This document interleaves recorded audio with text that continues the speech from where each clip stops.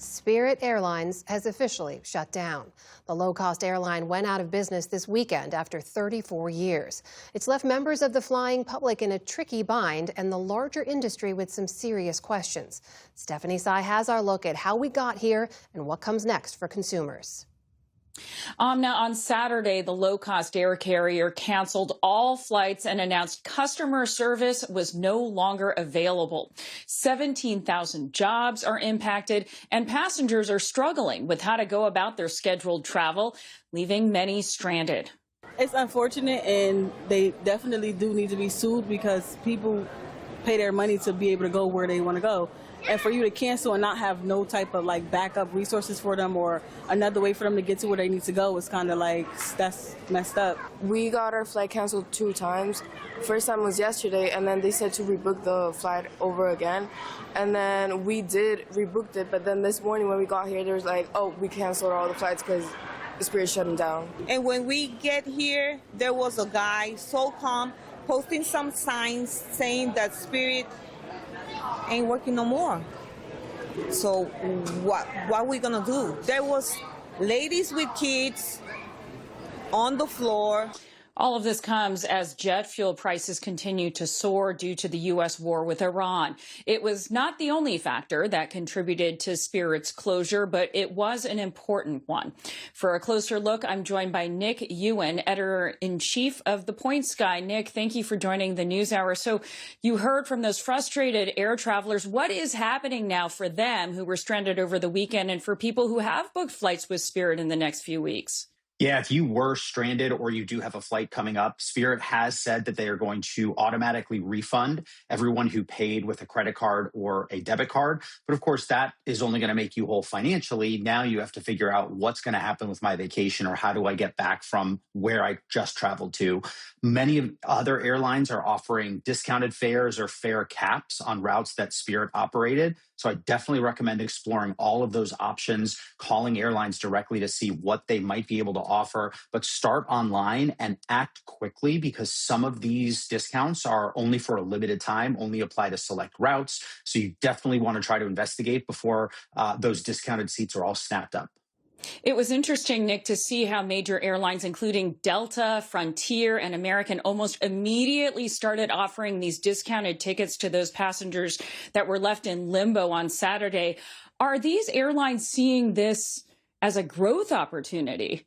I definitely think some airlines are looking at it in that exact way. We saw JetBlue, for example, which has a large presence at Fort Lauderdale International Airport here in Florida. They immediately announced a number of new routes. I expect that other airlines are going to potentially look to step in and fill that void. We've heard reports of people who had elite status with Spirit getting status matched or the ability to match their status with other airlines. So there definitely is a potential opportunity here. This does come at a cost because Spirit was a low-cost airline. They typically drove the prices down in the markets where they operated. Unfortunately, we do expect fares to rise now because Spirit is no longer able to exert that downward pressure on fares. As abrupt as the closure seemed, this had been sort of years in the making, multiple bankruptcies, etc. Spirit said in its announcement this weekend that the sudden and sustained rise in fuel prices in recent weeks left them with no alternative, Nick. But all weekend, we also heard the Trump administration blame the Biden administration for blocking that JetBlue Spirit merger from a few years ago. What's the truth?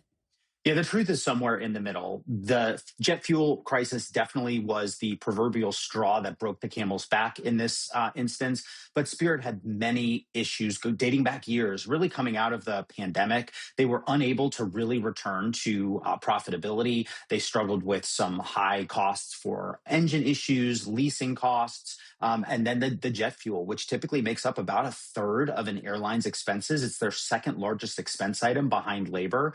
But the big issue is that Spirit was really struggling to chart a path forward to be financially successful. And even if they had merged with JetBlue, they were being absorbed into JetBlue. So Spirit would not have existed in the way that it still was until last week. So a lot of factors, not one in particular, but it definitely was the jet fuel piece that ultimately, I think, accelerated their inability to operate. It seems like this is happening at a particularly tough time for air travelers. We're already facing the prospect of rising ticket prices ahead of our summer vacations, especially for budget travelers. Nick, what options are left, and are their business models more sustainable than Spirit's? It's a great question. We do still have some other discount carriers, Frontier Airlines, Allegiant here in the US. There are many abroad as well. I would say that those airlines are a little bit more at risk if this jet fuel crisis does sustain for many more months to come, simply because consumers are so price conscious when they're looking at these budget airlines, and they're more likely to be too sensitive to price changes.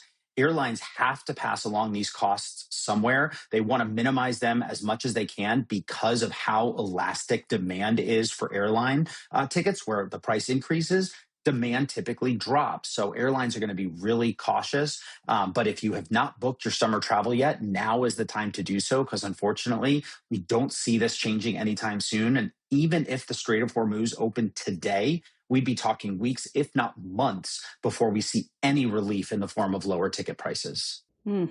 Nick Ewan, editor-in-chief of The Points Guy, joining us. Thank you, Nick. Of course. Thanks for having me on.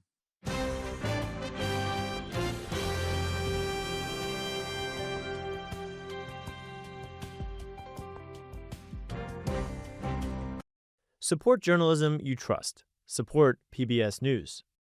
Donate now, or even better, start a monthly contribution today.